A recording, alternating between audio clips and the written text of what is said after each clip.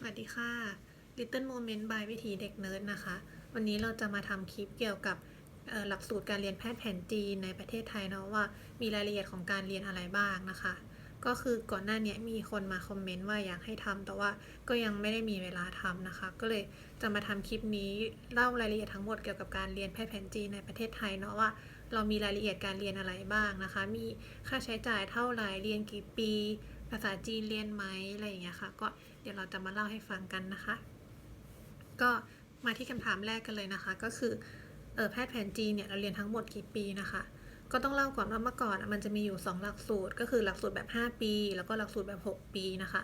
แต่ว่าณปัจจุบันเท่าที่เราเข้าใจก็คือตั้งแต่ปีที่แล้วทุกคนที่เพิ่งเข้ามาใหม่ก็จะต้องเรียนทั้งหมด6ปีเหมือนกันทุกคนนะคะ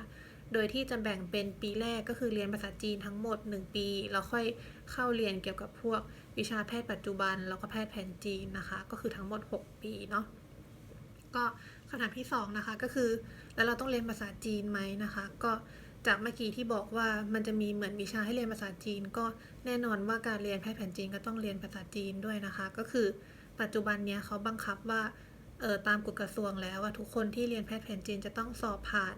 การสอบวัดความรู้ของภาษาจีนนะคะระดับ AHK5 ขึ้นไปถึงจะสามารถไปเรียนที่ประเทศจีนแล้วก็เรียนจบได้นะคะก็ HSK5 นี่มันยากขนาดไหนนะคะก็คืออันนี้เราไปถามเพื่อนที่เรียนจบเอกภาษาจีนมาเขาบอกว่าคนที่เรียนเอกภาษาจีนก็คือก่อนจบจะต้องสอบผ่าน HSK5 เหมือนกันก็หมายความว่าเราจะต้องเหมือนเรียนภาษาจีนให้ได้กับคนที่เขาไปเรียนเอกภาษาจีนมานะคะแต่ว่าเราคงไม่ได้เก่งขนาดนั้นแต่ว่าเราก็จะต้องเหมือนแบบสอบให้ผ่านแล้วก็เหมือนใช้ภาษาจีนในชีวิตประจำวันได้เพราะว่าในที่สุดแล้วเราจะต้องไปอยู่ที่จีนปีหนึ่งนะคะก็ข้อที่3นะคะก็คือ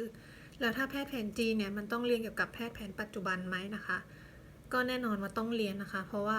เราจะต้องรู้เกี่ยวกับแพทย์แผนปัจจุบันด้วยเนาะว่าเขารักษาแบบไหนเพราะว่ามันก็คือการรักษาคนไข้ว่าเขาเป็นโรคอะไรมาปัจจุบันเขารักษาแบบไหนอยู่อะไรเงี้ยค่ะซึ่งทางแพทย์แผนปัจจุบันเราก็จะต้องเรียนเกี่ยวกับพวกวิชาตั้งแต่แบบเนื้อเยื่อกายวิภาคเกี่ยวกับสรีระวิทยาพยาธิวิทยาอายุรกรรมทางแพทย์แผนปัจจุบันก็คือเราจะต้องเรียนทั้งหมดเลยเนาะแต่ว่าอาจจะไม่ได้ลงลึกเหมือนทางแพทย์แผนปัจจุบันนะคะก็คือเหมือนเราจะต้องแบบรู้กว้างๆทั้งหมดว่ามันมีโรคอะไรบ้างปัจจุบันเขารักษากันแบบไหนอย่างเงี้ยค่ะก็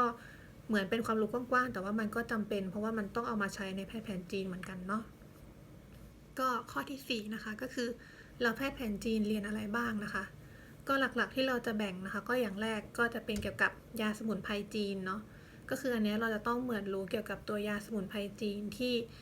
ใช้ในการรักษาโรคทั้งหมดว่ามีตัวยาอะไรบ้างรักษาโรคอะไรได้บ้างมีข้อบ่งชี้ข้อห้ามในการใช้ตรงไหนบ้างอะไรเงี้ยค่ะแล้วก็เมื่อเรารู้เกี่ยวกับตัวยาแล้วเราก็จะเอามาทำเป็นตำรับยาเนาะก็คือเหมือนแบบ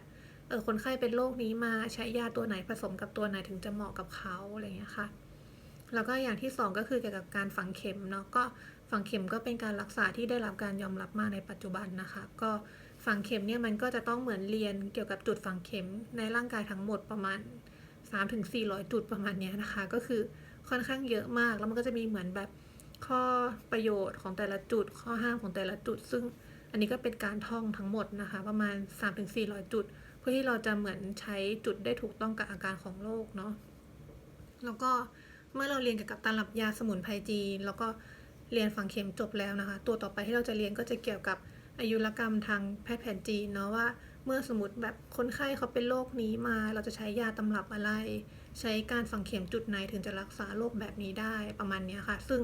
การเรียนแบบนี้มันจะเป็นการเรียนในปีสูงๆแล้วก็ประมาณปี4อะไรเงี้ยค่ะในการที่เราจะได้เรียนเกี่ยวกับการรักษาโรคในแพทย์แผนจีนเนาะก็หลังจากนั้นเมื่อเรารักษาเกี่ยวกับโรคทั่วไปของแพทย์แผนจีนได้แล้วเทอมต่อไปก็จะเป็นเหมือนการลงรายละเอียดแต่ละแผนกนะว่าแบบแผนกกระดูกแผนกโรคทั่วไปแผนกสูตินารีเวชแผนกเด็กแผนกสมองอะไรเงี้ยค่ะแผนกอัมพาตเราก็จะเหมือนเรียนย่อยลงไปว่าในแต่ละโรคเนี่ยมันแบบใช้การรักษาแบบไหนได้บ้างเนาะคำถามที่5นะคะก็คือการเรียนแพทย์แผนจีนต้องฝึกงานไหมเนาะก็แน่นอนว่าการเรียนแพทย์ก็ต้องมีการฝึกงานนะคะก็คือการฝึกงานเนี่ยก็คือเมื่อเราเรียนจบหลักสูตรทั้งหมดแล้วเขาจะให้เราฝึกงานที่ประเทศจีน1เทอมแล้วก็ที่ประเทศไทยอีก1เทอมนะคะก็คือได้ฝึกงานแน่นอนในโรงพยาบาลเนาะ ส่วนคำถามที่6นะคะก็คือแล้วค่าใช้จ่ายในการเรียนทั้งหลักสูตรเท่าไหร่เนาะอันนี้เราก็เหมือนไปหาจากหลายๆมหาลัยในหน้าเว็บเพจเขาแต่คือมันก็ราคามันก็ไม่ค่อยเหมือนกันเท่าไหร่เพราะว่าบางมหาลัยเหมือนปีแรกเขาก็แนะนำว่าให้ไปเรียนภาษาจีนที่จีนเลยซึ่งเมื่อเราไปเรียนที่นู่นมันก็จะค่อนข้างมีค่าใช้จ่ายที่ค่อนข้างสูงเทียบกับมหาลัยบางมหาลัยที่เขาเหมือนแบบให้เรียนในเมืองไทยได้แล้วก็ถ้าสอบผ่าน HSK แล้วก็คือโอเคไม่ต้องไปเรียนภาษาจีนที่จีนอะไรเงี้ยค่ะก็เราแนะนำว่าให้ไปดูตามแบบพวกหน้าเว็บเพจของมหาลัยเนาะเพราะว่าเท่าที่เราไปเช็คมาก็เขาก็มีหมดนะคะว่าแบบหลักสูตรอะไรยังไงเรียนอะไรปีไหนอะไรเงี้ยค่ะก็ไปเข้าดูรายละเอียดหลักสูตรกันได้เนาะแล้วก็เกี่ยวกับการสอบจบแล้วก็การสอบใบประกอบวิชาชีพนะคะก็คือเมื่อเราเรียนจบทั้งหมดแล้วฝึกงานแล้วก็เรียนภาษาจีนปี1เรียนแพทย์แผนปัจจุบันกับแพทย์แผนจีนอีก 2-3 ปีนะคะแล้วก็ฝึกงานเนาะทั้งหมด5 หรือ 6 ปีแล้วแต่หลักสูตรเมื่อเราเรียนจบแล้วเราก็ต้องทำการสอบจบของมหาลัยก่อนนะคะแล้วก็จะมีการสอบใบประกอบวิชาชีพด้วยก่อนที่เราจะได้จบมาเป็นแพทย์แผนจีนจริงๆเนาะก็จะเป็นการสอบใหญ่ของชีวิตนักศึกษาแพทย์แผนจีนนะคะมี2 ครั้งก็คือสอบของมหาลัยแล้วก็สอบใบประกอบที่เป็นของส่วนกลางเนาะแล้วก็เกี่ยวกับการเรียนต่อโทนะคะก็คือทางแพทย์แผนจีนก็มีการเรียนต่อโทด้วยเหมือนกันโดยที่เมื่อเราจบจากเมืองไทยเรียบร้อยแล้วสอบใบประกอบเสร็จแล้วเราก็สามารถไปเรียนต่อโทที่ประเทศจีนได้นะคะ2 ปีซึ่งก็จะเป็นการเหมือนเรียนลงลึกไปในแต่ละแผนกเลยว่าสมมติแบบแผนกสูติเราอยากจะเรียนเกี่ยวกับแผนกนี้ก็ลงไปเฉพาะทางแผนกนี้เลย2 ปีที่ประเทศจีนนะคะก็จบออกมาก็จะได้เป็นเหมือนแบบแพทย์แผนจีนผู้เชี่ยวชาญแผนกนี้โดยเฉพาะอย่างเงี้ยค่ะก็คำถามต่อมาก็คือแล้วถ้าแบบสนใจอยากจะเรียนแพทย์แผนจีนนี่มัน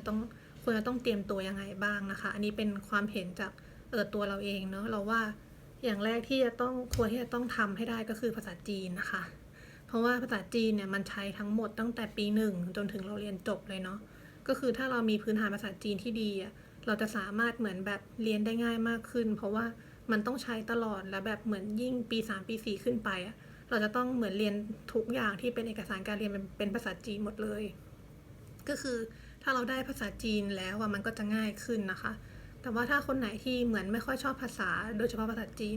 ก็จะเรียนยากนิดนึงเพราะว่ามันจะแบบเหมือนต้องใช้ความพยายามมากขึ้นในการที่จะเข้าใจพวกแบบหนังสือหรือเอกสารต่างๆนะคะเพราะว่าเป็นภาษาจีนทั้งหมดเนาะแล้วก็ตอนที่เราในที่สุดที่เราไปจีนมันก็อาจจะลำบากเพราะว่าเราต้องไปใช้ภาษาจีนที่นั่นแล้วก็เรียนแล้วก็ฝึกงานที่นั่นด้วยนะคะแล้วก็ด้วยความที่แพทย์แผนจีนมันเป็นการเรียนเกี่ยวกับทางการแพทย์เนาะเพราะฉะนั้นเนื้อหามันคือเยอะมากเยอะแบบเหมือนต้องนั่งอ่านหนังสือจนเคยชินไปเลยแบบอ่านทุกวันไปเรื่อยๆอย่างเงี้ยค่ะทำสรุปอ่านหนังสือเข้าเรียนมันจะแบบชีวิตมันจะวนเวียนอยู่กับการเรียนไปเรื่อยๆจนกว่าเราจะเรียนจบซึ่ง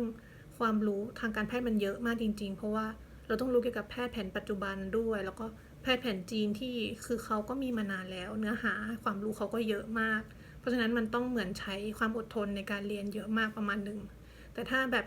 เป็นคนที่ชอบเรื่องพวกนี้อยู่แล้วเกี่ยวกับการรักษาหรือว่าเกี่ยวกับโรคต่างๆอะไรอย่างเงี้ยค่ะก็น่าสนใจมากๆเลยในการที่จะเข้ามาเรียนแพทย์แผนจีนเนาะ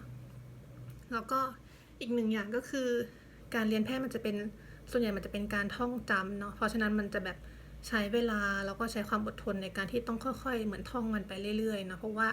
ศัพท์ทางการแพทย์แผนจีนมันจะไม่เหมือนแบบศัพท์ทั่วไปที่เราเคยได้ยินมาหรือว่าทางแพทย์แผนปัจจุบันก็ดีที่เราเรียนมันจะเป็นแบบแพทย์จะเป็นเหมือนคำศัพท์เฉพาะทางอีกแบบนึงเลยที่เราเหมือนต้องเข้าใจอะไรเงี้ยค่ะแล้วก็ต้องเข้าใจพวกกลไกการเกิดโรคด้วยว่าเขาแบบเกิดโรคจากอะไรรักษาแบบไหนซึ่งเนื้อหามันเยอะก็ต้องเหมือนใช้การเรียนเยอะตามไปด้วยเนาะก็อันนี้ก็บอกไว้ล่วงหน้าเลยนะคะว่ามันก็จะค่อนข้างแบบเรียนเยอะจริงๆเรียนหนักแล้วก็ใช้เวลาในการอ่านหนังสือจริงๆเนาะแล้วก็เราก็เลยเหมือนอยากจะแนะนำว่าถ้าคนที่อยากจะสนใจเข้ามาเรียนนะคะก็เตรียมตัวไว้ก่อนแล้วก็ดูว่าตัวเองเป็นคนชอบเนื้อหาแบบไหนสนใจในเรื่องอะไรนะคะก็ถ้าสนใจจริงๆเราแบบแนะนำว่าให้มาเรียนเพราะว่ามันจะเป็นเหมือนการรักษาที่เป็นการรักษาที่ปัจจุบันก็มีคนยอมรับเยอะแล้วมันก็พิสูจน์ได้ทางวิทยาศาสตร์มากขึ้นนะคะก็มันจะช่วยเหมือนในการรักษาในอีกแบบหนึ่งที่เราว่ามันก็มันก็น่าสนใจอะไรอย่างเงี้ยค่ะก็อันนี้ก็เป็นรายละเอียดเกี่ยวกับการรักษาของแพทย์แผนจีนเกี่ยวกับหลักสูตรต่างๆที่จะต้องเรียนในระดับปริญญาตรีเนาะอันนี้ก็เป็นทั้งหมดที่เราอยากจะมาบอกในวันนี้นะคะ